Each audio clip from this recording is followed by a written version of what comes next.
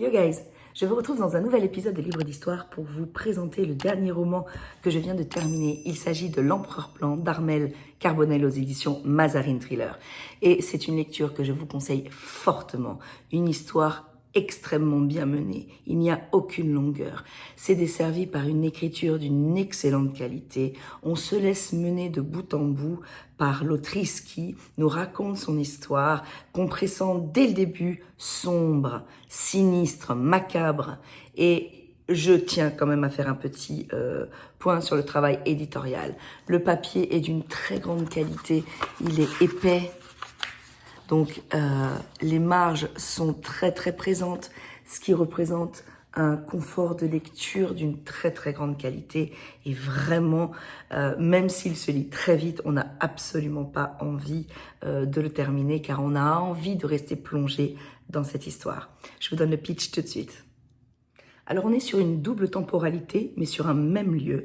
Donc, en 1965 et aujourd'hui, dans une petite ville de l'Arkansas, aux États-Unis, et qui s'appelle Deviltown. Donc déjà, Deviltown, le nom de la ville ne nous donne absolument pas envie d'y séjourner. Et ça commence avec des faits forts, troublants, marquants, vomitifs, avec un retour dans cet état des États-Unis ségrégationniste où le Ku Klux Klan fait rage des années après l'abolition de l'esclavage. Malheureusement, ça continue à ne pas vouloir accepter qu'il y ait d'autres formes de vie que la vie sous forme de couleur blanche. C'est un fait réel, c'est actuel, c'est terrible, c'est horrible, mais voilà, c'est comme ça que démarre le livre. Et on suit l'histoire de cet écrivain noir qui s'appelle Bill Ellison et qui se réfugie dans sa maison, donc près de Deviltown, parce qu'il est traqué par les membres ségrégationnistes de ce tristement célèbre KKK. Et il écrit les dernières lignes de cette traque qui l'ont emmené à se réfugier dans sa maison avec sa femme. Cette maison, c'est Crescent House. Elle a une apparence malveillante, inquiétante, glaçante. C'est vraiment le genre de maison qu'on n'a absolument pas envie d'avoir à côté de chez soi et qu'on n'a pas du tout envie d'acheter non plus. Et puis, on suit l'action aussi. 30 ans plus tard, on suit 5 auteurs de romans noirs à très grand succès qui décident de se réunir dans cette maison de Crescent House, qui est devenue une sorte d'attraction touristique morbide, locale. Et ils décident de séjourner dans cette maison pour s'imprégner de l'atmosphère qui est propice et anxiogène pour développer leur créativité et pondre leur prochain best-seller. Et du coup, on les suit dans cette maison qui est vraiment pas du tout agréable à vivre. Et le petit problème, c'est que ces auteurs vont commencer à disparaître l'un après l'autre. Scary. Ce roman est divisé en 2 parties qui sont bien distinctes, mais pourtant bien indissociables l'une de l'autre.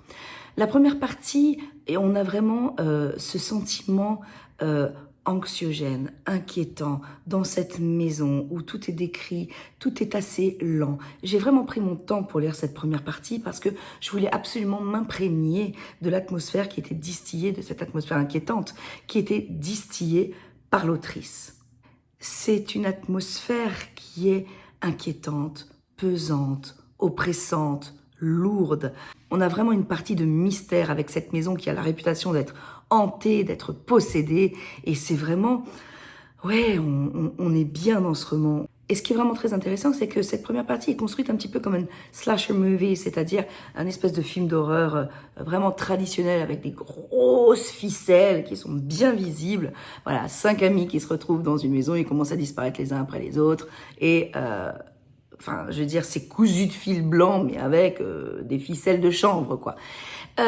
Mais parce qu'on le sait, parce que c'est vraiment gros et que c'est mené vraiment de manière très intelligente, eh bien, on sait que c'est fait exprès et c'est pas du tout maladroit.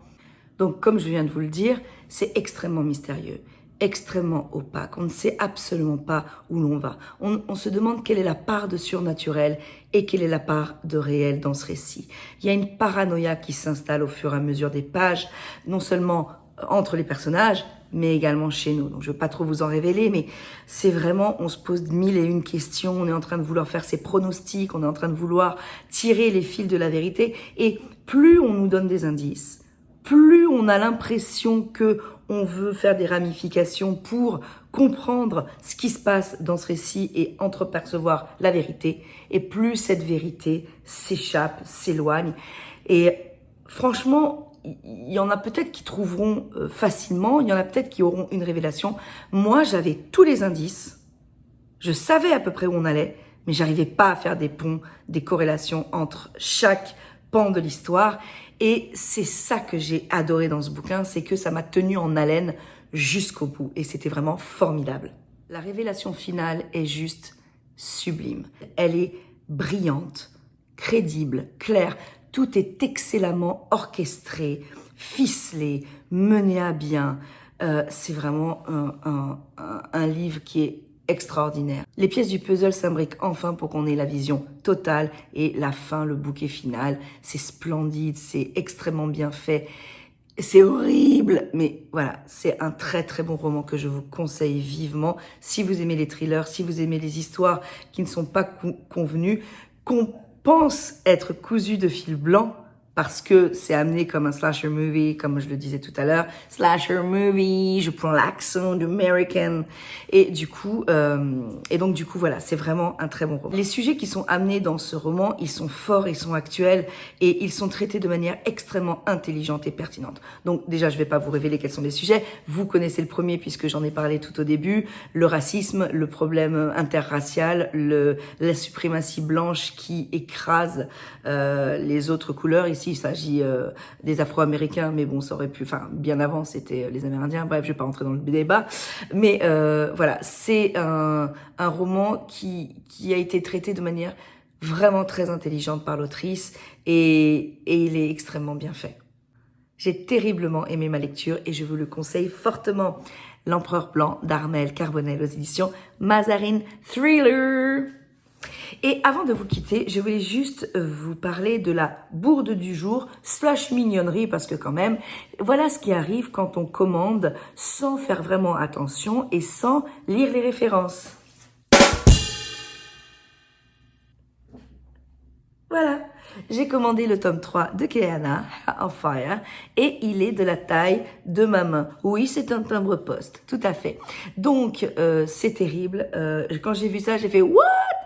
J'ai appelé toute la famille, j'ai dit venez voir. Non mais c'est trop mignon, mais il est impossible à lire. Si vous avez vu ma vidéo sur les 50 choses à savoir sur moi, vous savez que je n'y vois pas grand chose. Et du coup, l'écriture est écrite en pâte de mouche. C'est du papier Bible. Donc voilà, l'inconfortabilité sur l'échelle de l'inconfortitude, plus cacahuète quoi. Donc voilà. Mais je vais le garder, je lui trouverai bien une petite place dans ma bibliothèque parce que c'est trop mignon. Donc du coup, vous pensez bien, j'ai été obligée d'acheter la grande sœur. Ah bah oui, du coup. Donc j'ai 3 tomes de Keana, puisque celui-ci est le 3e. Le premier est en grand format, mais paperback, donc la couverture est flexible. Le 2e est dans un format plus petit et le 3e est en hardback. Je n'arrive pas à trouver des livres qui me conviennent dans la même édition. Donc voilà. Mais bon, voilà quand même. Voilà, c'est juste pour vous montrer que ça, c'est un format traditionnel, format traditionnel. L'empereur blanc à côté, vous voyez, donc il est à peine un peu plus grand, voilà. Mais celui-ci est vraiment extrêmement petit. Voilà, donc ne faites pas comme moi, lisez les références, c'est beaucoup mieux. Je vais peut-être m'écarter un peu parce que nous étions à peu près quand même.